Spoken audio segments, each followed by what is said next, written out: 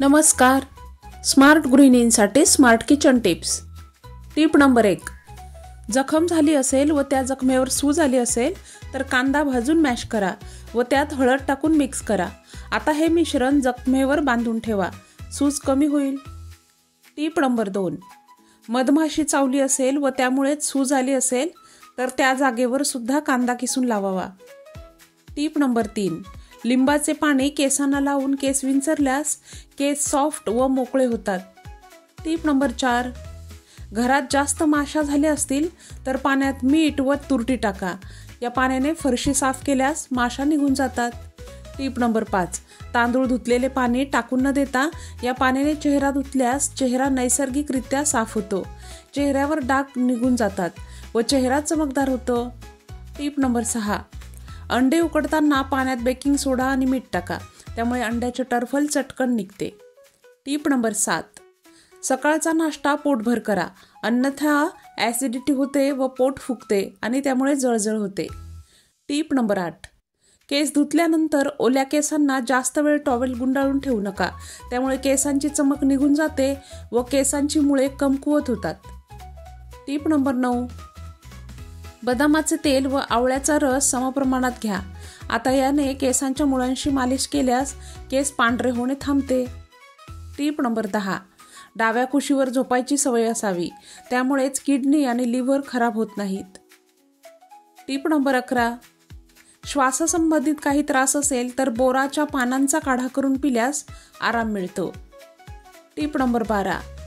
खरं तर दूध हे एकटेच प्यावे, म्हणजेच कशाच्याही सोबत दुधाचे सेवन करू नये.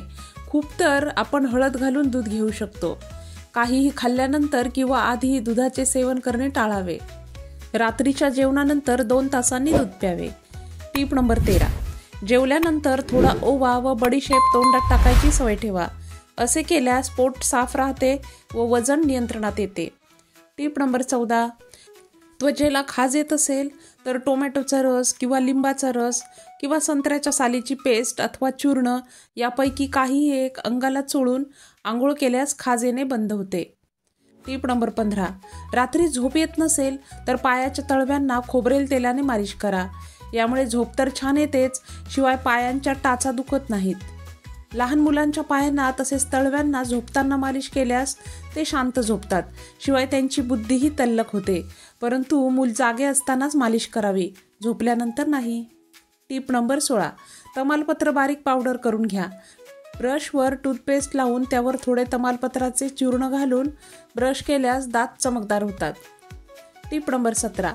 कॉम्प्युटर अथवा स्क्रीनसमोर काम करून डोळे थकत असतील तर डोळे बंद करून थोडा वेळ विश्रांती घ्यावी. मध्ये मध्ये तळहात एकमेकांवर घासून डोळ्यांना लावावे. डोळ्यांची उघडझाप करावी. काकडीचे काप डोळ्यांवर ठेवावेत. गुलाबजलमध्ये कापूस भिजवून डोळ्यांवर ठेवल्यास डोळ्यांना आराम मिळतो. Tip number 18. सफरचंद व मुळा एकत्र खाऊ नका, त्यामुळे शरीरावर पांढरे डाग येण्याची शक्यता असते. मुळ्याचे सेवन दुधासोबत तसेच दह्यासोबतही करू नये. Tip number 19. सकाळीच उठल्यावर मीठ व तुरटी टाकून कोमट पाण्याने गुळण्या केल्यास दात व हिरड्या मजबूत होतात. Tip number 20. हिवाळ्यात किंवा फ्रीजमध्ये गूळ ठेवल्यास तो घट्ट होतो. अशा वेळी तो कापता येत नाही. ही गुळाची ढेप मायक्रोवेव्हमध्ये अथवा गरम कढईमध्ये ठेवून गरम करा. ही गुळाची ढेप एका प्लेटमध्ये बटर पेपरवर लावून त्यावर ही ढेप ठेवा. नंतर गरम करा, त्यामुळे गुळ सहज कापला जातो.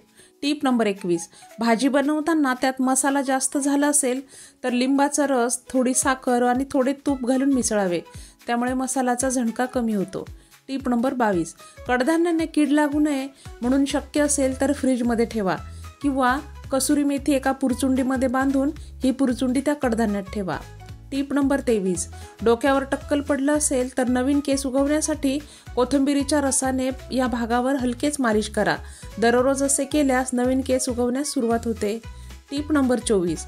रात्री झोपण्यापूर्वी लघवी करून झोपल्यास किडनी साफ राहते, तसेच किडनीचे आजारही होत नाहीत. Tip number 25. दही किंवा लस्सी पिल्यानंतर ताबडतोब केळ्याचे सेवन करणे टाळावे, त्यामुळे कफजन्य आजार होतात. तर या होत्या आजच्या टिप्स. आजच्या टिप्स तुम्हाला आवडल्या असतील तर व्हिडिओला नक्कीच लाईक करा. व्हिडिओ इतरांसोबत जास्तीत जास्त शेअर करा. तसेच अशा नवनवीन टिप्ससाठी चॅनल सबस्क्राईब केलं नसेल तर सबस्क्राईब करून ठेवा.